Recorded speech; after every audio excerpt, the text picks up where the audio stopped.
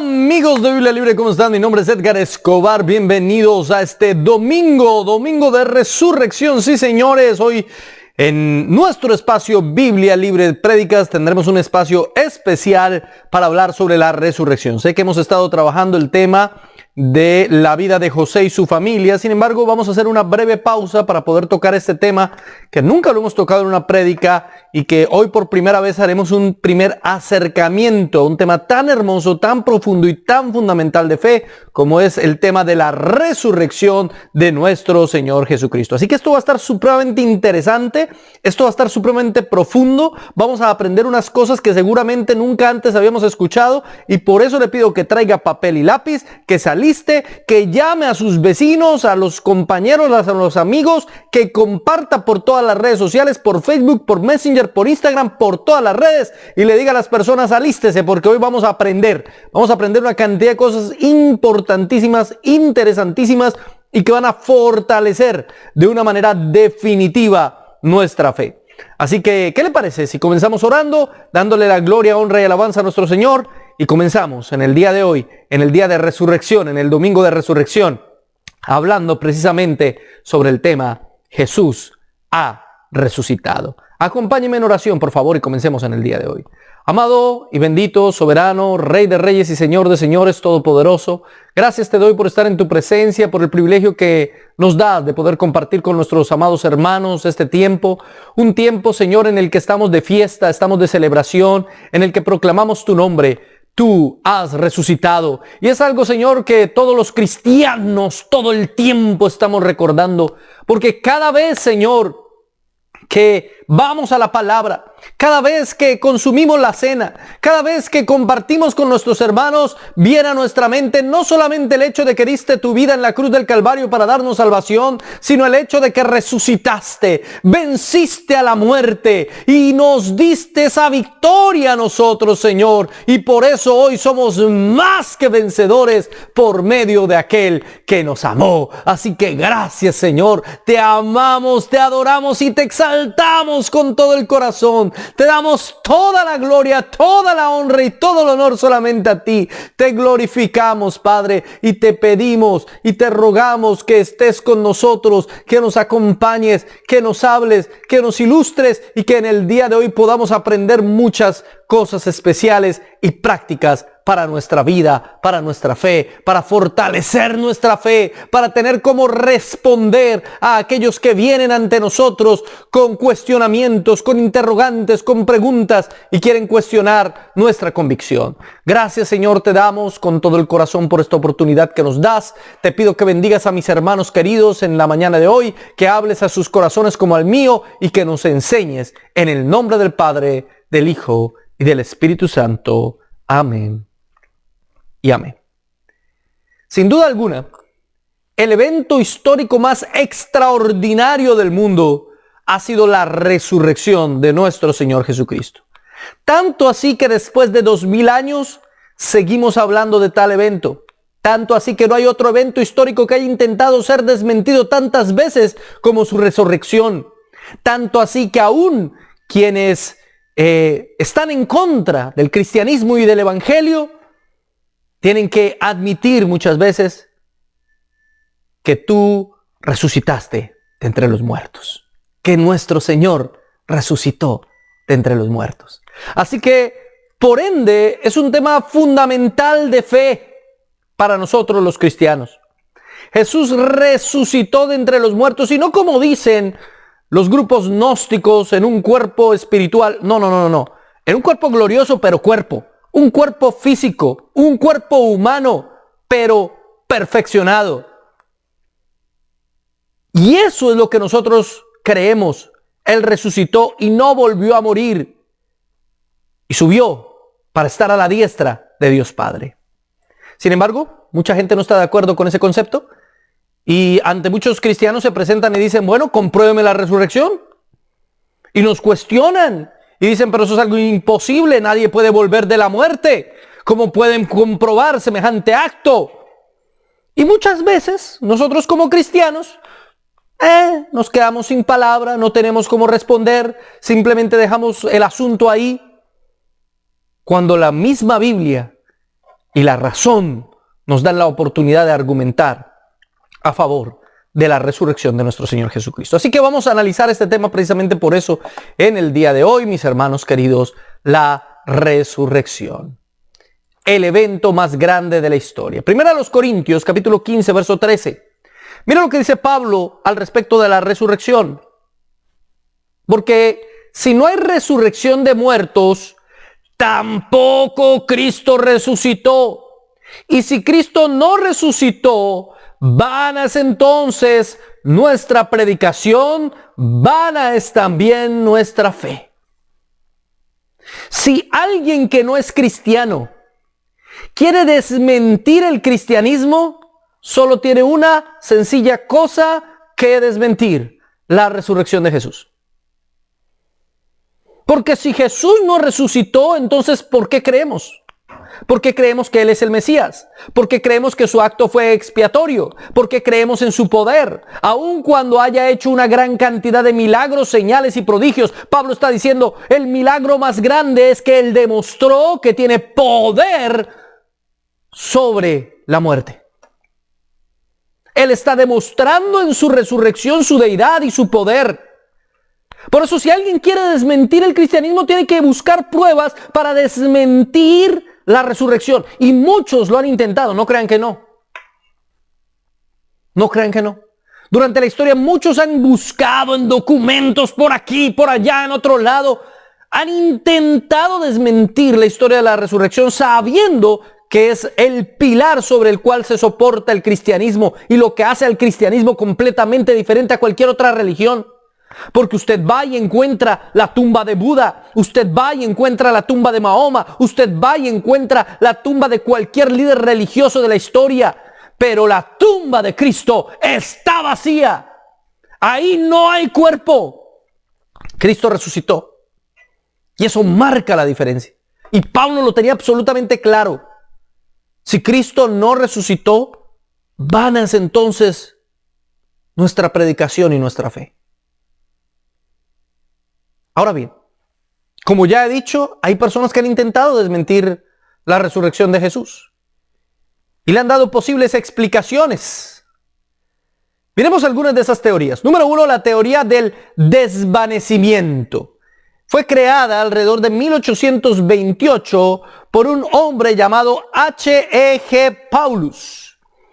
La teoría del desvanecimiento es básicamente sencilla. Ellos dicen, Jesús no murió en la cruz. Se desmayó. Estaba muy mal, estaba crítico y no tuvo una muerte total, simplemente él se desvaneció, ¿sí? Se desmayó a tal grado y en tal manera que las personas de aquel entonces que no tenían estetoscopios y una manera de comprobar que estaba muerto, pues pensaron que estaba muerto, pero no estaba muerto. No, señores, estaba de parranda. No, tampoco. Estaba desvanecido. Y entonces, como estaba desvanecido, lo enterraron, pero Jesús, después de un par de días, estando allá en la tumba, se levantó y sanó sus heridas y se presentó después. Y todo el mundo pensó que había resucitado. Convenientemente para la trama. Recordemos que antes de que Jesús muera en la cruz, Jesús había anunciado en varias oportunidades su muerte. Y no solamente su muerte, su resurrección. ¡Qué gran suerte tuvo, según esta teoría, Jesús! Que los romanos, expertos en matar a personas en la cruz, no supieron cómo matar a Jesús, precisamente al único que había dicho que si moría, que iba a morir y que iba a resucitar, el único que había dicho eso, y preciso a ese no lo pudieron matar bien, y preciso él fue capaz de salir vivo después de ser crucificado, cosa que no era muy común. Ahora, tengamos en cuenta varias cosas. Número 1, él fue golpeado y latigado. Le golpearon con un palo, le pegaron puños, le latigaron de tal manera que básicamente le dejaron carne viva toda la espalda. Seguramente también tuvieron que latigarle enfrente, es decir, estaba literalmente destrozado. Y no solo eso, duró 6 horas clavado en una cruz, a pleno sol, apenas con vida. Pero bueno, ellos dicen simplemente se desmayó. Además de eso, le clavaron una lanza en el costado que seguramente estaba desangrándose todo el tiempo. Salió sangre y agua, cosa bien particular. A menos de que haya tenido un colapso interno completo, no tenía por qué salir agua. Sin embargo, bueno, se desvaneció, se desmayó, uno nunca sabe. Además de eso, fue envuelto en lino y especias. Desmayado, lo envolvieron en un trapo allá con especias para conservar el cuerpo. De hecho, los que creen en esa teoría del desvanecimiento dicen que precisamente fue por esas especias que las heridas comenzaron a sanarse. Pero wow, tuviésemos esas especias hoy en día, hombre, para que en 3 días una persona ya quede bien. Qué cosa tan increíble, tan maravillosa. Mágicas las especias. No. Además, estaba encerrado en la tumba de un rico con una gran piedra, dice la escritura, que tapaba la entrada. Así que imaginémonos esto, viendo todo el panorama. Jesús, en carne viva, golpeado, con un hinchazón enorme, desangrándose durante 3 días, sin comida, completamente en la oscuridad, se levanta, se despierta de su desmayo, se libra de sus, ¿cómo se llama? De sus mortajas, se libra de eso, de alguna manera, no sabemos cómo. En medio de la oscuridad de la caverna en la que él se encontraba, logra tocar y ahí ve que hay una gran piedra. Así que sacando fuerzas, quién sabe de dónde, aunque ha perdido muchísima sangre y estaba vuelto a pedazos, él mueve una piedra que además estaba sellada por fuera, la mueve y sale de la tumba donde se encuentra con unos soldados romanos. En un abrir y cerrar de ojos, de alguna extraña manera, Jesús se enfrenta contra los soldados romanos, y los vence. O por lo menos los asusta entonces, para que no tenga que pelear contra... Los asusta, hay un muerto, y salieron corriendo. Y Jesús se va ya todo herido a buscar a ver quién le ayude. ¿Esa es la historia de verdad que quieren que creamos? O sea, me parece más creíble que resucitó. Es decir, a uno le dan un golpe y uno queda mal durante días. Cuando yo era joven, alguna vez, tuve una pelea con otro chico. Y en medio del enfrentamiento con este muchacho, él me dio un golpe, un puño en el ojo. Hermano, se me quedó esa cosa pero hinchada. Yo no quería ir a estudiar al otro día, estaba ya muerto. Sentía el ojo inflamado completamente. No sentía ganas de nada. Aquel que tenía un accidente, una luxación de un hueso o alguna cosa, sabe que todo el cuerpo se duele juntamente con la parte del cuerpo que también está dolorida. Ahora Jesús estaba destrozado completamente. ¿Cómo va a hacer todo eso? No tiene el más mínimo sentido. Pero bueno, esa es la teoría que ellos tienen. Teoría número 2. La teoría de la alucinación. La teoría de la alucinación dice lo siguiente. Jesús sí murió, pero la gente lo quería tanto, que tuvieron una especie de alucinación colectiva donde muchos pensaron haberlo visto después de resucitado. Y entonces por eso se crea el mito de la resurrección. Así como, más o menos como pasa con Michael Jackson o Elvis Presley, que mucha gente dice, lo hemos visto vivo, porque son personajes tan impactantes y tan amados por muchos que la gente quiere seguirlos viendo vivos y alucinan con ellos. Lo mismo pasó con Juan Gabriel, lo ven vivo por todo lado. Entonces, algo así con Jesús. Y Jesús, claro, la gente lo amaba tanto, eso que después comenzaron, no, yo lo vi vivo, yo lo vi también vivo, y entonces se creó un mito. Pero los documentos históricos nos demuestran que definitivamente eso no pudo haber sido así. Ellos van a meterse en un grave problema al no poder demostrar que Jesús estaba muerto, que aún seguía en la cruz, en la tumba. Ellos esparcieron el rumor de que sus discípulos habían robado el cuerpo. Ya vamos a llegar a eso.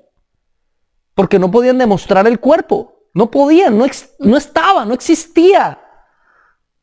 Ahora, el doctor Gary Habermas dice que estos diferentes individuos en cada una de estas circunstancias sean candidatos a alucinaciones realmente extiende los límites de la credibilidad. ¿A qué se refiere en el contexto del libro de Habermas? Él está diciendo que fue un grupo enorme de personas quienes vieron a Jesús después de resucitado. Cientos de personas en un periodo de 40 días vieron a Jesús, hablaron con Jesús, caminaron con Jesús y hasta comieron con Jesús. Muchos lo vieron al mismo tiempo. ¿Dónde? ¿Cuándo hemos visto un tipo de alucinación colectiva de esta forma? No tiene sentido. Las alucinaciones son más bien subjetivas. Cuando hay alucinaciones colectivas, casi siempre uno ve algo y el otro ve algo diferente. Pero aquí no pasa esto. Aquí hay incluso palabras que salen de la boca de Jesús después de resucitado, que se registran en los evangelios y de las cuales hay evidencia de personas que las escucharon. ¿Cómo escuchan lo mismo dos personas que están teniendo alucinaciones? ¿Cómo puede ser tan similar la alucinación de varias personas? Los dos que van camino a Emaús y se encuentran con el maestro y hablan con él todo el tiempo y llegan allá, parte el pan y se dan cuenta que es el maestro. ¿Cómo sabían? ¿Cómo van ellos a alucinar al mismo tiempo? Me hago entender. No tiene el más mínimo sentido. Es algo bastante loco pensar que tanta gente durante tanto tiempo tuvo alucinaciones sobre Jesús. Tanto así que pusieron en jaque al mismo Estado romano. Primera a los Corintios, en el capítulo 15, verso 4, dice: y que fue sepultado y que resucitó al tercer día conforme a las Escrituras, y que apareció a Cefas y después a los 12, después apareció a más de 500 hermanos a la vez, de los cuales muchos viven aún y otros ya duermen. Apareció individualmente, apareció colectivamente, apareció a personas de diferentes lugares, de diferentes condiciones sociales, de diferentes características económicas y educativas. ¿Qué tipo de alucinación puede hacer algo así? Una alucinación colectiva generalmente se refleja porque hay un líder que ve algo. Por ejemplo, las personas que se paran y dicen: el sol se está moviendo, es la Virgen que está allá, y mira el sol, y las demás personas llegan y dicen: oiga, sí, el sol como que se está moviendo, sí, el sol se está moviendo, y todos se meten en la cabeza que lo que la persona dijo es verdad, y sí, todos terminan viendo lo que el líder, el primero que alucinó, dijo. Pero eso es todo lo de una alucinación colectiva. No se puede presentar más veces. Y aquí estamos hablando de 40 días con personas muy diferentes y donde nadie lideró nada. Donde realmente ellos mismos parecen no creer lo que está pasando. Negarse a creer lo que está sucediendo. Eso pasa cuando encuentran el cuerpo del Señor. ¿Se acuerda? Cuando María va a dar las buenas nuevas a los apóstoles y sale corriendo Pedro y Juan. Salieron corriendo los dos porque querían ver al maestro. Les parecía increíble. Y eso que Jesús ya les había dicho: yo voy a resucitar. A veces nos parece tan increíble la palabra. Decimos a la palabra: sí, creemos tu palabra, Señor. Pero cuando se cumple la palabra no queremos creerla. Nos parece absurdo, increíble. Yo no puedo creer que Dios haya hecho esto. ¿Será que Dios existe y aún estamos dudando? ¿Cuántas veces Jesús les dijo a sus discípulos que iba a resucitar y aún ellos lo estaban dudando? A veces es difícil creer a las Escrituras o creer simplemente a la palabra de Dios. A veces no es sencillo, mis hermanos queridos. Cuesta. Pero cuesta más creer que todo esto fue una alucinación colectiva. A mí me cuesta horrores creer que esto fue una alucinación colectiva y no tiene sentido. Tercero, la teoría de la conspiración. No, es que conspiraron. Los discípulos se reunieron. ¿Sí? ¿Qué vamos a hacer, muchachos? Mataron al maestro. No, pues robemos el cuerpo y no le decimos a nadie. Listo, estamos de acuerdo, sí, pero todos pacto de sangre. Nadie le dice a nadie, listo, perfecto. Hagámosles, vamos, robemos el cuerpo. Y entonces se fueron de noche. Escondidos entre las tinieblas, mientras los soldados romanos capacitados estaban ahí. De alguna manera hicieron que se durmieran o algo, o los vencieron, les dieron un golpe de karate y los dejaron allá muertos o dormidos, no lo sé. Movieron la piedra, llegaron ante el cuerpo y no lo sacaron así nada más. No. Tuvieron el tiempo de quitarle absolutamente los vendajes al cuerpo. Luego doblarlo como si el cuerpo estuviera adentro, dejarlo ahí donde estaba el cuerpo, sacar el cuerpo e irse. Esa es la teoría de la conspiración. La teoría de la conspiración es tal vez la más absurda de todas. Por múltiples razones. Múltiples razones. Mateo capítulo 27, verso 64. Manda pues que se asegure el sepulcro hasta el tercer día. No sea que vengan sus discípulos de noche y lo hurten y digan al pueblo: resucitó de entre los muertos, y será el postrer error peor que el primero. Mire, hasta los que no eran cristianos, hasta los que no eran seguidores de Jesús, sabían que él había profetizado que resucitaría. Y no les convenía que resucitara. Y tomaron las medidas pertinentes, sellaron la piedra, colocaron soldados ahí para que cuidaran el sepulcro. Estaban preparados, porque ellos no creían que Jesús iba a resucitar, pero creían que los discípulos efectivamente iban a intentar robar el cuerpo. ¿Veían valientes a los discípulos? En ninguna manera. Simplemente era una precaución. De hecho, los discípulos eran el grupo humano más cobarde en ese momento. Frente a la cruz solo estuvo Juan. Los demás salieron corriendo. Pedro estuvo de lejitos. Ahora todos estaban escondidos. No sea que los atrapen a ellos también y también los condenen a la muerte. ¿Qué eran ellos? ¿Soldados? ¿Expertos en artes marciales? No, mi hermano querido, no. Nada de eso. Ellos no eran más que sencillos hombres de campo, pescadores, campesinos, publicanos, trabajadores comunes. ¿No iban a enfrentarse contra el ejército romano? ¿No iban a ir a robarse un cuerpo para después fundar una religión? Y aparte dejar, ¿cierto?, el sepulcro como si el cuerpo de Jesús estuviera dentro de la mortaja. Tuvieron el detalle. No, mis hermanos, no tiene sentido alguno. Y menos sabiendo que eso era algo que las autoridades de su época precisamente estaban esperando que ellos posiblemente podrían hacer. No corresponde a quienes fueron los discípulos.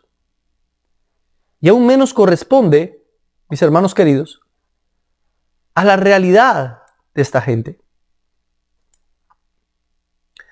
Paul E. Little, autor de Conoce lo que tú crees, dice: los hombres morirán por lo que creen que es verdad, aunque en realidad no puede ser falso. Aunque en realidad puede ser falso. Sin embargo, no mueren por lo que saben que es una mentira. Uno es capaz de morir por algo que cree que es verdadero. Así no lo sea, pero uno lo cree. ¿Sí o no? Los islámicos se morían en las cruzadas porque creían realmente que si mueren en una guerra santa se van derechito para el cielo. Entonces eran capaces de dar su vida en una cruzada. O en cualquier acto terrorista, como lo han demostrado los extremistas. Pero si los discípulos sabían que todo era una mentira, que ellos se robaron el cuerpo, que Jesús nunca resucitó, ¿cómo es posible que hayan dejado que los mataran por una mentira? ¿Usted se imagina? Van a crucificar a Pedro de cabeza. La historia, leyenda para algunos, dice que así murió. Y él dice: no. Lo van a crucificar. Él dice: no, a mí de cabeza, yo no soy digno de morir como mi maestro. Lo lógico sería que dijera: no, un momento, es que nosotros nos inventamos la historia. Nosotros nos robamos el cuerpo, esa es la verdad. Yo doy mi testimonio, pero no me mate, por favor. ¿Por qué va a morir por algo que no cree? Por una mentira. Su hermano Andrés murió en forma de X, así crucificado en una X. Tampoco lo hizo. El mismo Pablo, que no fue seguidor directo de Jesús, que tenía una carrera promisoria dentro del fariseísmo, y dejó que le cortaran la cabeza por una resurrección que él no presenció, pero él sí presenció al Cristo resucitado. Así que no es lógico que haya habido una conspiración por parte de los discípulos para robarse en el cuerpo. No tiene sentido alguno. No se hubieran dejado matar. En todas las conspiraciones de la historia, para los que nos gusta la historia, generalmente es fácil doblegar a alguno de los conspiranetas, como les dicen algunos, de los que han conspirado. Es fácil doblegarlos. Pone usted su vida en riesgo y le canta toditica la verdad. ¿Por qué ninguno de los discípulos lo hizo? Si la vida de todos estuvo en riesgo. Y excepto Juan, todos fueron asesinados. No tiene sentido. Ahora bien, ellos aceptaron su sacrificio. Jesús murió por mí. Y Él resucitó. Lo que quiere decir que yo puedo morir por Él. Y Él me resucitará en el día postrero. ¿Serías tú capaz de morir por Cristo? Ellos podían hacerlo tranquilamente. ¿Por qué? Porque lo habían visto resucitar. Nosotros no lo hemos visto resucitar. A nosotros nos toca por fe. Por eso Jesús le dijo a Tomás, bienaventurado el que sin ver cree. Porque nosotros no tenemos otra cosa que el testimonio de ellos. Y aún así nuestro llamado es a dar la vida por Cristo, a dar la vida por el cristianismo, a defender nuestras convicciones hasta la muerte si es necesario. ¿Estarías dispuesto? ¿O apenas te ponen a debatir con alguien ya sales corriendo? ¿O apenas medio cuestionan tu fe y ya no crees en Dios? Ya, ay sí, como que todo esto es mentira de una vez. Cuando tú crees en Él, aun cuando no tengas respuestas a muchas preguntas, afirmarás, reafirmarás tu fe, confiarás y creerás en el Señor. Ahora bien,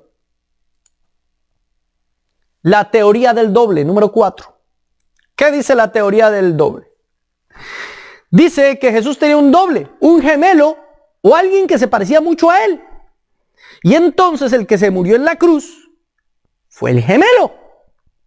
Y Jesús después apareció, mírenme, he resucitado.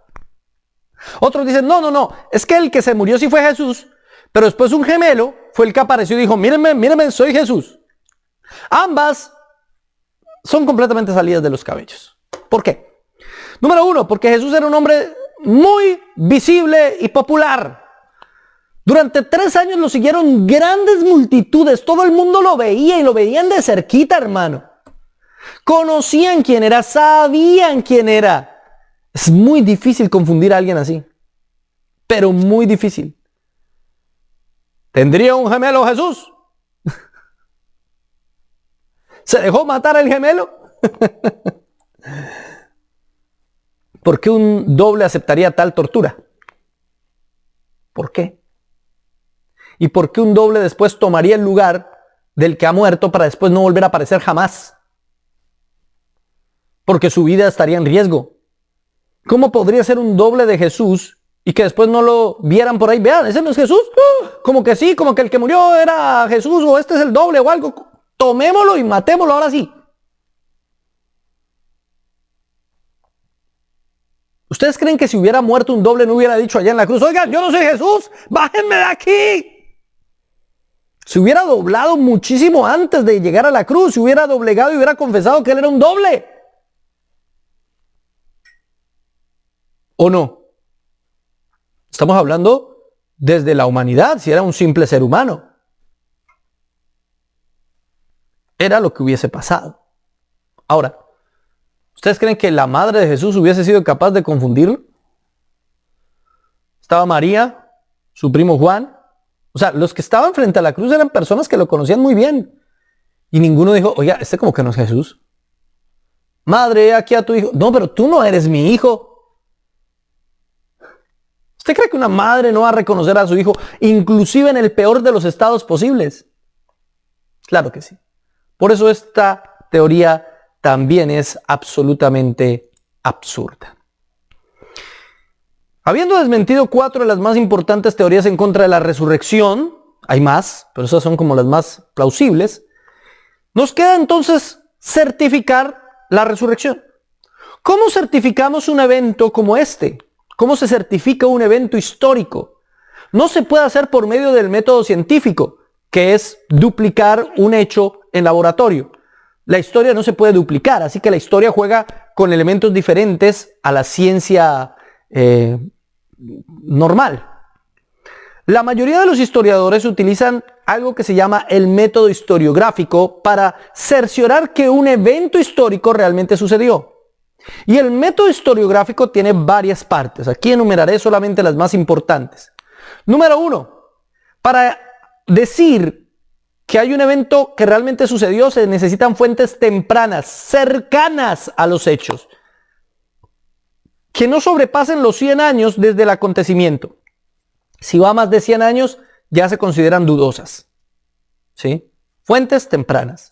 Número 2. Se necesitan testigos presenciales, gente que declare haber visto el hecho, que haya estado ahí, en el momento. Número 3. Se necesita lo que se conoce como un testimonio vergonzoso. Ya vamos a ver qué es el testimonio vergonzoso. Número 4. Se necesita un testimonio enemigo. Ya vamos a ver qué es el testimonio enemigo. Y número 5. Se necesitan múltiples fuentes independientes que narren la misma historia. Esos son los 5 elementos básicos del método historiográfico. La mayoría, por no decir todos los eventos históricos que hoy se consideran reales, tienen estas 5 características comprobadas básicas. Y algunos que se consideran reales no tienen las 5. Tienen 3, 4, pero no las 5. Ahora, analicemos si el hecho histórico de la resurrección puede cerciorarse con esas 5 partes del método historiográfico. Comencemos con la primera, la fuente temprana. ¿Existen fuentes tempranas cercanas a los hechos de la resurrección? Necesitamos pruebas. ¡Pruebas! Mateo capítulo 28, verso 1 al 17. Fuente temprana. Aproximadamente 60 años después de Cristo nos narra la resurrección. Marcos 16, 1 al 20. Lucas 24, 1 al 53. Juan 20, 1 al 29. Y también 21, 1 al 14. Obviamente los evangelios. Y alguno dirá, pero con los evangelios. Ay no, pues qué fuente temprana. ¿Y por qué no van a valer los evangelios? ¿Por qué? ¿Por qué a otras religiones como el Islam o como el hinduismo, como todas esas religiones, se les certifican sus textos históricos sin ningún problema? Y estos, Mateo, Marcos, Lucas y Juan, además del libro de los Hechos que también narra la resurrección, son libros históricos, lo que intentan es contar una historia y esos no los vamos a valer. ¿Por qué? Porque los autores eran amigos de Jesús, entonces ellos seguramente manipularon la evidencia. Tengamos en cuenta algo. Lucas, por ejemplo. Lucas no conoció personalmente al maestro. No. Mateo sí, fue discípulo del Señor. Marcos no fue de los 11 tampoco, o de los 12. La gente cree que Marcos escribió lo que escuchó de Pedro. Pero Marcos sí fue un testigo presencial. Y entonces, ¿qué pasa con Lucas? Juan también fue testigo presencial. ¿Qué pasa con Lucas? Lucas no fue testigo presencial, pero Lucas, cuando usted lee el texto, se da cuenta que él dice, y va dedicado el evangelio al excelentísimo Teófilo, igual que el libro de los Hechos, porque ambos libros, Lucas y Hechos, fueron escritos por Lucas. Lucas es un historiador. Hace una investigación. Él se pone a entrevistar personas para ver qué fue lo que sucedió. Recopila la información de fuentes directas y las consigna o lo consigna todo en el libro de Lucas y en el libro de los Hechos. Es tan riguroso. Pocos historiadores antiguos como Lucas. Muy pocos. Él es riguroso cuando menciona lugares, personas, acontecimientos, festividades. Todo eso lo hace con una rigurosidad histórica excepcional. Entonces, ¿por qué no vamos a valer los evangelios como documento histórico? Evidentemente es una fuente muy temprana. Todos los evangelios del libro de los Hechos son fuentes absolutamente tempranas. Y los primeros que narran la historia pues son aquellos que la vivieron. Y si ellos vivieron la resurrección de Jesús, es lógico que la escriban. ¿Y entonces qué? Los que narran otras historias que ellos mismos vivieron, donde ellos se pintan como los héroes, ¿esos no los vamos a valer dentro de la historia porque ellos se pintan como los héroes? Igual son fuentes tempranas. Dentro de la historiografía se deben tener en cuenta las fuentes tempranas. Los evangelios y el libro de los Hechos evidentemente son fuentes tempranas. No se puede negar. Ahora incluyamos primero a los Corintios, capítulo 15. Y otros textos, muchos, de Pablo. Es que fueron cientos de personas que vieron a Jesús resucitado durante más de 40 días. Y todo ese testimonio está ahí, en la Biblia. La resurrección de Cristo tiene más fuentes tempranas que la mayoría de los eventos históricos antiguos. Hay muchos eventos históricos antiguos que no tienen todas esas fuentes. Tienen 1 o 2 textos y no más. Mire todo lo que tenemos, por mencionar solo algunos, que nos menciona la historia. Número 2, necesitamos testigos presenciales. Testigos, gente que haya dicho yo lo vi. Testimonio de personas. Tenemos 10. No 10 personas, 10 testimonios. Pero son muchas malas personas. María Magdalena, Marcos 16:9, Juan 20:11. Ella lo vio y es curioso que Jesús se le haya presentado a una mujer, hermano. En primer lugar, mire cómo el Señor ama a las mujeres, valora a las mujeres. Porque dentro de la cultura machista judía, el testimonio de una mujer no era válido. No le validaban el testimonio por ser mujer, pero a él no le importó eso, se presentó ante una mujer.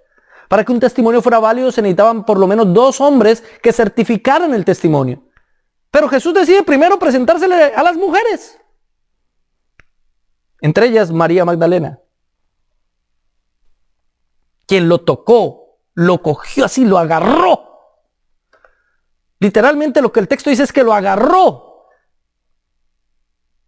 En la versión Reina Valera dice, no me toques, que Jesús le dijo a María Magdalena, no me toques. Pero en una traducción más exacta, lo que Jesús le dijo fue, suéltame.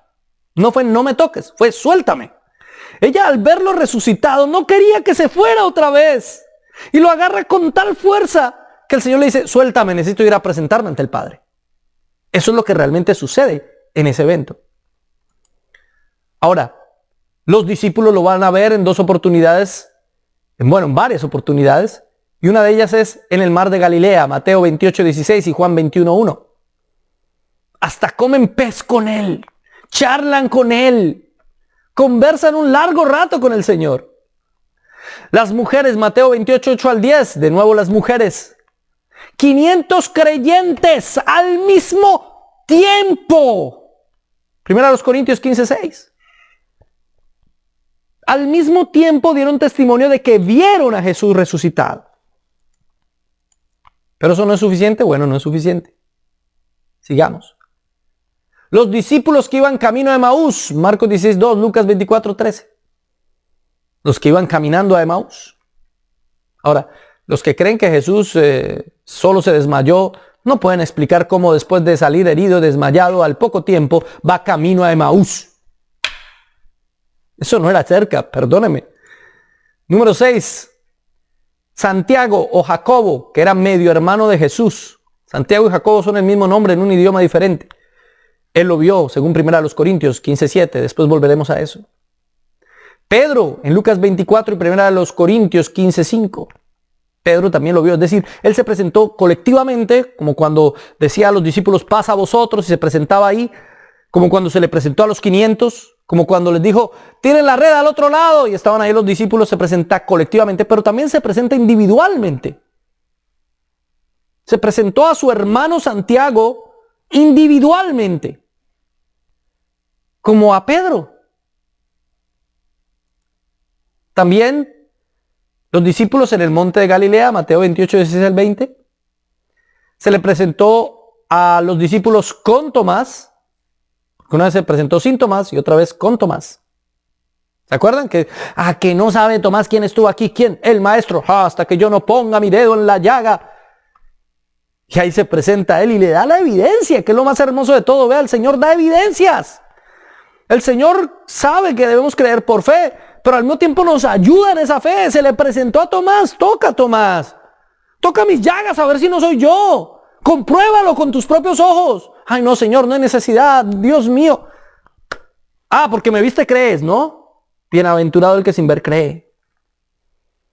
Y uno podría pensar mal de Tomás. Qué falta de fe la de Tomás. ¿Seguros? ¿Falta de fe la de Tomás? Creo que nosotros muchas veces tenemos menos fe que Tomás. Tomás es un hombre que ha tenido que vivir cosas tremendas en esos días. Pero el Señor lo ama tanto que se le presenta. Ya se había presentado con todos los demás, pero lo ama tanto que se presenta solo a Él para demostrarle, para traerle evidencia. Hermano, traer evidencia de esto es importante. El Señor nos dejó evidencia. Es que parece que Dios hubiese conocido todo el modelo del método historiográfico y haya dejado cada una de sus partes para que nosotros la armemos como un rompecabezas, porque nuestra fe, mi hermano, no es una fe ciega. No es que creemos porque toca creer, no es que creemos porque sí. Tenemos argumentos, tenemos evidencias y creemos en algo que evidentemente es plausible. Además de eso, se le presentó al apóstol Pablo en su viaje a Damasco. Hechos 9, 3 al 6, 1 Corintios 15, 8. Donde él mismo dice, Pablo mismo dice, al último que se le presentó fue a mí, como abortigo allá. ¿Sí? 10 evidencias de cientos de personas. Muy pocos eventos históricos pueden decir algo así. Muy pocos. Toda esa gente dio testimonio. Él resucitó. La mayoría de ellos murieron por ese testimonio. Y es que los hechos posteriores a la resurrección son tan impresionantes como la resurrección misma. Un grupo de cobardes escondidos para que no los maten ahora estaban predicando sin temor por todas las calles, sin miedo a que los arrestaran o a que los mataran, y los arrestaron y los mataron. ¿Qué cambió en ellos? ¿Qué cambió en ellos? Tuvo que pasar algo muy grande. ¿Saben qué pasó? Que se dieron cuenta de la resurrección. Vieron la realidad de la resurrección y se les acabó el temor. Jesús resucitó, lo vimos muerto en la cruz y ahora lo vimos resucitar. Todo lo que dijo es verdad. Le perdieron miedo a la muerte por completo. Los cambió para siempre su encuentro con Jesús, con el Cristo resucitado. Porque cuando te encuentras con el Cristo resucitado, tu vida cambia, da un vuelco total. Ya no eres el mismo, tomas valentía, no le tienes miedo a la muerte, enfrentas la vida y le pones la cara a lo que venga. Eso es lo que produce el encuentro con Cristo resucitado. Un imperio que comienza a temer.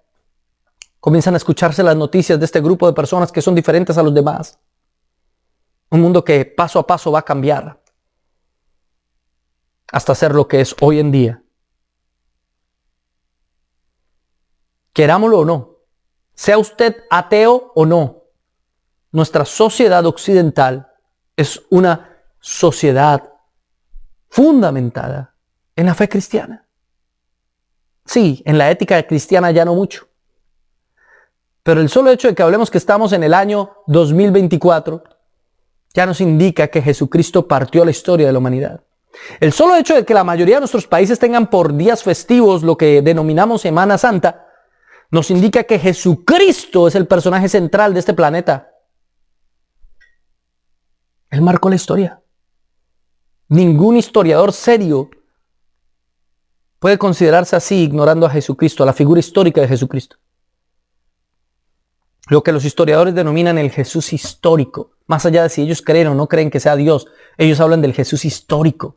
Es muy poco plausible creer que no existió, o que esto es un mito, o que se inventaron la resurrección.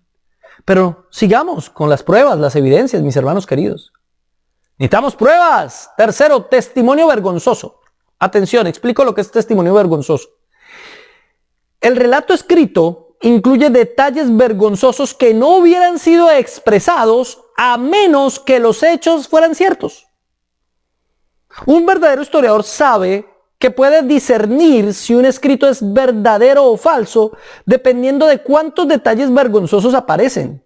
Cosas que si uno quisiera convencer a la gente de una verdad, eso no sería escrito. Es lo que pasa alrededor de toda la Biblia. Es decir, la Biblia está llena de ese tipo de evidencias, llenita de testimonios vergonzosos.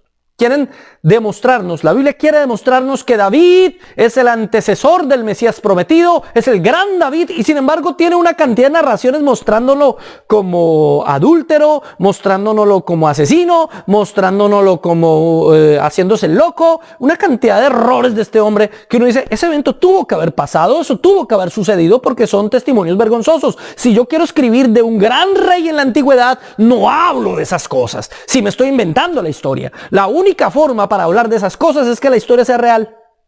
En pocas palabras. Y entonces, ¿qué testimonio vergonzoso hay en el caso de la resurrección de Cristo? ¿Existe? Sí. El caso de su hermano Jacobo o Santiago. Es el mismo nombre. Jacobo o Santiago. Atención, mire esto. Marcos capítulo 3, verso 21. Cuando lo oyeron los suyos, vinieron para prenderle, porque decían, está fuera de sí. Cuando habla de los suyos, está hablando de su familia. Este está loco, está fuera de sí. Mamá, tenemos que hacer algo con Jesús. Se nos descarrió. No es la única parte que nos dice eso. Juan 7:5. Porque ni aun sus hermanos creían en él. Si la figura histórica de Jesús hubiese sido inventada, entonces ellos no hubieran añadido este tipo de cosas. Lo primero que hubieran dicho es sus hermanos creían y sabían que él era el escogido. Pero no, decían, no, los hermanos pensaban que estaba loco. Intentaban convencerlo de que no hiciera lo que estaba haciendo, de que dejara de predicar esas cosas. Sus hermanos no creían en él. Eso no sirve si yo quiero convencer a alguien de que Jesús es el Mesías. Pero realmente eso está comprobando el texto. No sé si me hago entender. Eso realmente comprueba el texto. Ahora, uno de los hermanos que no creían en Jesús era Jacobo o Santiago. Ya les he dicho que es el mismo nombre. No estoy hablando del discípulo. Hay varias personas, bueno, hay por lo menos 10 personas con variaciones de ese nombre. Jacobo en la Biblia. Jacob, Jacobo. Y hay varios con el nombre de Santiago. Pero aquí estamos hablando del hermano de Jesús. Mírelo acá. Mateo capítulo 13, verso 55. ¿No es este el hijo del carpintero? ¿No se llama su madre María y sus hermanos Jacobo, José, Simón y Judas? Jacobo es el mismo Santiago. Es posible que haya sido el hermano mayor de Jesús. Bueno, Jesús era el hermano mayor. Después de Jesús, él era el mayor. Obviamente Jesús era el mayor, que eso queda absolutamente claro. Ahora, 1 Corintios 15:7. Después apareció a Jacobo y después a los apóstoles. ¿Cuál Jacobo? El hermano. Por eso dice Jacobo y luego a los apóstoles. Los apóstoles después de la resurrección de Cristo estaban juntos, todos juntos. Pero no era así con los hermanos de Jesús. Estaban separados los hermanos de Jesús de los apóstoles. Por eso cuando dice que se le apareció a Jacobo no está hablando del apóstol. Está hablando del hermano de Jesús. Jesús tenía algo que solucionar con su hermano mayor. Seguramente tenía una misión para él, no sabemos. No sabemos qué pasó en su encuentro, no sabemos qué le dijo. No sabemos por qué se le apareció. Pero eso cambió a Jacobo. Completamente.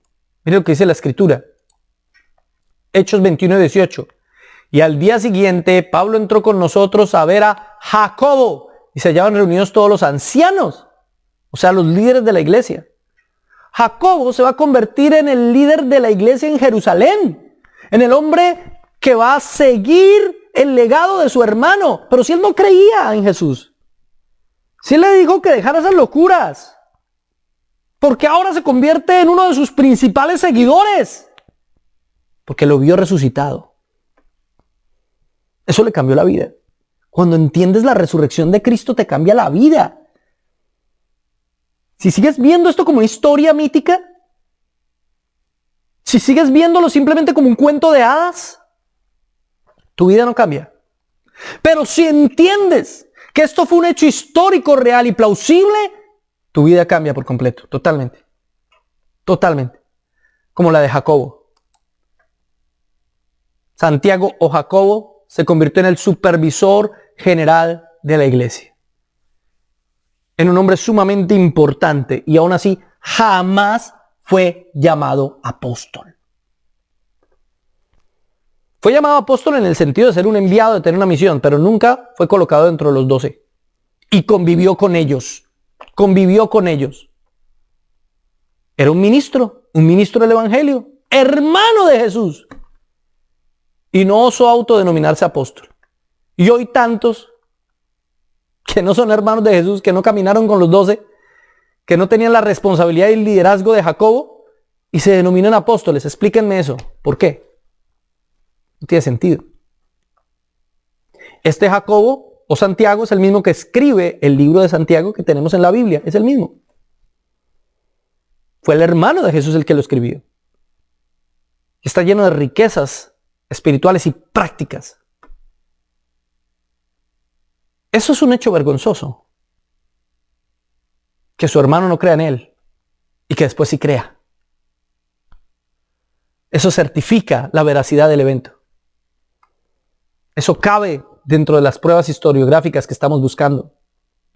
Luego, número 4, el testimonio de un enemigo. De hecho, no era un enemigo. Era el enemigo más grande de los cristianos. La Biblia dice que él respiraba amenazas contra los cristianos. Estoy hablando de Saulo de Tarso. Hechos capítulo 8, verso 3. Y Saulo asolaba la iglesia y entrando casa por casa arrastraba a hombres y a mujeres y los entregaba en la cárcel. Era enemigo completamente del cristianismo. Para que un hecho histórico sea considerado histórico, se necesita que alguien que se opone a ese hecho lo acepte como una realidad. El testimonio enemigo. Alguien que no está de acuerdo con lo que está pasando dice, sí, eso fue lo que pasó. Eso nos certifica que el hecho realmente pasó. A nadie le convenía menos que Jesús resucitara y que eso fuera verdad que a Saulo de Tarso. Como lo dije al principio, un hombre prominente con una carrera destacable que podría ser el más importante de los fariseos, educado a los pies de Gamaliel, un hombre de dinero, políglota que hablaba varios idiomas, estudiado en la ciudad de Tarso, que era una ciudad universitaria con capacidad, bueno, no existían las universidades, pero sí con gran educación, con capacidad para haber ido por todo el mundo, haber conocido cualquier cantidad de cosas, conocía la filosofía estoica y epicúrea, un hombre muy letrado, que lo dejó todo por servir a Cristo. A su enemigo, un hombre que odiaba a los cristianos, mataba a los cristianos, estuvo ahí cuando mataron a Esteban y sostuvo la ropa, no tuvo problema. Cuando alguien que es completamente enemigo certifica algo, quiere decir que eso realmente pasó. No es casualidad que el Señor escoja a Pablo siendo su enemigo para hacer de él un apóstol. No es casualidad. Eso estaba dentro del plan de Dios para certificar su propia resurrección y su propia obra. Por eso se le presenta a Jesús mismo resucitado. Por eso Pablo dice que él recibe la doctrina de Jesús mismo. Ningún apóstol se la enseñó a él. Jesús mismo se la enseñó. El Jesús resucitado. Porque Jesús vive todavía. Y una de las evidencias de un verdadero apóstol es haber recibido la doctrina directamente de Jesús. Por eso es Jesús el que le enseña la doctrina directamente a Pablo, porque Pablo no había sido discípulo de Jesús mientras él estuvo en la tierra. Y después el Señor no volvió a parecérsela a nadie más. ¿A nadie más? ¿Para qué? ¿Ya tenía a sus apóstoles predicando? No se le apareció a nadie más, mi hermano. Por eso todos los que hoy se autodenominan apóstoles no lo son, porque tienen que comprobarme que fue directamente y en persona Jesús el que les enseñó su doctrina. Compruébenlo.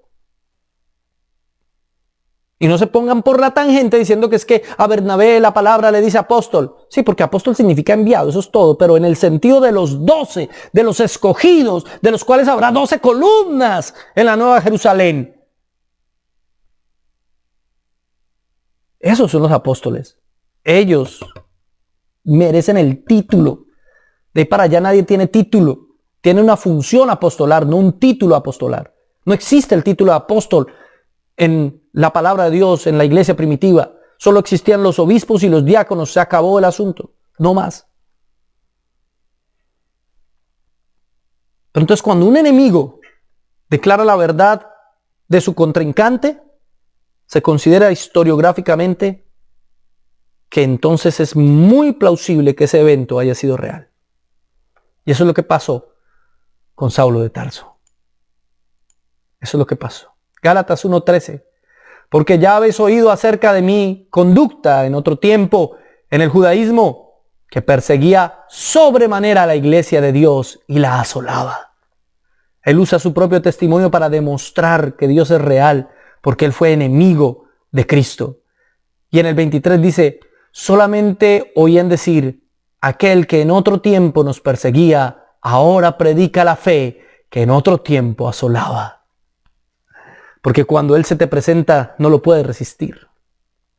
Él era enemigo de Cristo. Pero perdóneme, Cristo no le preguntó, se le presentó y lo transformó. Fin de la historia. No es si usted quiere. No es si usted quiere, Pablo, vea, aquí estoy yo, ahí verá si usted acepta o no. No, se le presenta y lo cambia totalmente. No puede decir nada. No era una opción de Pablo. Dios ya había determinado que Pablo sería su apóstol. Saulo de Tarso sería su apóstol. Ya estaba definido desde antes de la fundación del mundo. Y eso es importantísimo entenderlo. Así estamos hoy. Así estamos entendiendo hoy en día, mi hermano, que no se trata de nosotros, del que quiere o el que corre, sino de Dios que tiene misericordia. Esa teoría de que Dios es un caballero y no se mete en tu vida si tú no le permites, eso queda destruido ahí con Saulo de Tarso. Perdóneme, ahí Saulo de Tarso no le dio permiso de nada. Era perseguidor de Cristo y Cristo le dijo hasta aquí, Saulo, Saulo, ¿por qué me persigues? Dura cosa te es dar coces contra el aguijón. ¿Quién eres tú? Yo soy Jesús al que tú persigues. No había nada que hacer. Y finalmente, necesitamos múltiples fuentes independientes. Finalmente, para que un evento sea considerado histórico, se necesitan otras fuentes que ratifiquen el evento y que no tengan nada que ver con, en este caso, el cristianismo. Ya vimos al principio que los evangelios deben ser valorados como fuentes reales. Pero se necesitan fuentes de personas que no sean cristianas para creer en este evento. Y efectivamente las hay. La más importante, Claudio Josefo, escribió en Antigüedades Judías 18:3. Pilato lo condenó a la crucifixión. Aquellos que antes lo habían amado no dejaron de hacerlo, porque se les apareció al tercer día resucitado. Claudio Josefo no era cristiano, era un historiador, no le importaba la religión, bueno, le importaba el judaísmo como religión, pero él no estaba haciendo un manual religioso de nada. Algunos dicen, no, es que eso lo agregaron los cristianos después para darle veracidad a los escritos de Claudio Josefo. Bueno, entonces vayamos a un escrito más antiguo, para ver si Claudio Josefo sí dijo eso o no. Vamos a algo más viejo. En 1972, un hombre, profesor, llamado Triomo Pinés, encontró un manuscrito que se llama Agapío, que es del siglo X. El manuscrito es una transliteración que se puede considerar como lo más cercano a lo que realmente escribió Claudio Josefo. Y ahí dice lo siguiente: relataron que se les había aparecido 3 días después de su crucifixión y que estaba vivo. Según esto, fue quizá el Mesías, de quien los profetas habían contado maravillas. Si vamos a textos más antiguos de Claudio Josefo, la frase sigue apareciendo y aún más detallada, afirmando que es posible que haya sido el Mesías. Él mismo está, bueno, si realmente resucitó, debe ser el Mesías. Pero ¿por qué es importante ese texto? Porque el texto nos está diciendo que evidentemente algo pasó allá, que la gente estaba diciendo que él resucitó. Es algo que no podemos evitar. Plinio el Joven, en Epístolas, capítulo 10, narra el carácter sacrificial de los cristianos en el siglo II. Palabras más o palabras menos, es un texto muy largo, no lo iba a poner ahí. Lo que Plinio el Joven comienza a narrar es cómo los cristianos morían voluntariamente, cómo eran una especie de bichos raros que eran capaces de sacrificarse por otros porque creían que iban a resucitar como su maestro resucitó. Y Plinio el Joven escribió en el siglo II. Así que es muy cercano a la época de la resurrección de Cristo. Así que aquellos que él está narrando que morían voluntariamente, muchos de ellos seguramente pudieron escuchar de primera mano la resurrección de Jesús. De sus padres incluso. Y por eso eran capaces de dar su vida por Cristo. Eso nos demuestra que la resurrección no es algo inventado muchos siglos después, sino que ya desde la época del primer y segundo siglo se creía por parte de muchos en la resurrección. Hay también otras menciones por parte de Tácito, de Suetonio. Cuando hablan sobre los cristianos, se considera que hay 8 grandes manuscritos no cristianos que ratifican de una u otra manera la verdad histórica, por lo menos para los cristianos, de la resurrección. Lo que quiero decir con esto es que los primeros cristianos creían firmemente en la resurrección. Y que los que no eran cristianos sabían que los cristianos creían eso. Y se asombraban de por qué creían eso. Para concluir, mis hermanos queridos, ¿qué podemos concluir con esto? La resurrección tiene todas las evidencias de un hecho histórico innegable. Es más fácil comprobar la resurrección que comprobar que no sucedió. La gente tiene que admitir que es plausible. Es increíble que muchos científicos dicen eso no puede ser posible, porque eso es una cosa mágica ahí, que alguien venga de la muerte. Pero les parece que no es mágico que de la nada salga el todo. ¿Sí? No había nada y de repente ¡pum! Big Bang, que apareció todo el universo. De la nada surge el todo. Eso sí no es mágico, ¿cierto? Que de la nada surja todo. O que de algo que no está vivo surja la vida. Eso sí no es mágico. Pero que resucite alguien que estaba muerto, eso sí es mágico. Así no les gusta. O más bien será que no les conviene. Primera a Tesalonicenses 4:14. Porque si creemos que Jesús murió y resucitó, así también traerá Dios con Jesús a los que durmieron en él. ¿Sabe qué es lo más hermoso de todo esto? Que la resurrección de Cristo es nuestra esperanza. El hecho de que Cristo resucitó nos da esperanza de varias cosas. Número 1, de que usted y yo, al creer en Él, recibiremos sus promesas y Él prometió que resucitaríamos juntamente con Él. Tendremos vida eterna. Solo aquel que cree está convencido y seguro que Jesús resucitó, entonces ese resucitará y tendrá vida juntamente con Cristo. Número 2, tenemos la esperanza de que aquellos que han muerto, aquellos que amamos y ya partieron, ya se fueron, tenemos la esperanza que están con el Señor, que si creyeron en el Señor, están con el Señor y volverán con Él y los encontraremos y les saludaremos y les amaremos de nuevo. Y número 3, tenemos la esperanza de que esta vida no lo es todo, de que hay algo mucho más grande e importante que esta vida. La resurrección de Cristo nos da esa esperanza. Si usted lo entiende, mi hermano, quiero pedirle que cierre sus ojos e incline su rostro y haga esta oración junto conmigo. Amado Señor, Rey de gloria y de majestad, te doy gracias por estar en tu presencia, por el privilegio y el honor que nos das de compartir con nuestros amados hermanos. Ayúdanos a entender esta esperanza. Ayúdanos a entender la alegría y la motivación que debe ser tu resurrección. El hecho más impactante, más poderoso, más maravilloso de la historia. Tú venciste a la muerte. Tú triunfaste sobre la muerte. ¿Dónde está, oh muerte, tu aguijón? ¿Dónde, oh sepulcro, tu victoria? Sorbida es la muerte en victoria. Eso es lo que tenemos que entender. Eso produce gran gozo en nuestro corazón y en nuestra vida. Eso trae paz, tranquilidad y confianza en ti, Señor. Gracias porque resucitaste. Gracias porque tu resurrección nos garantiza a nosotros también tener la vida eterna.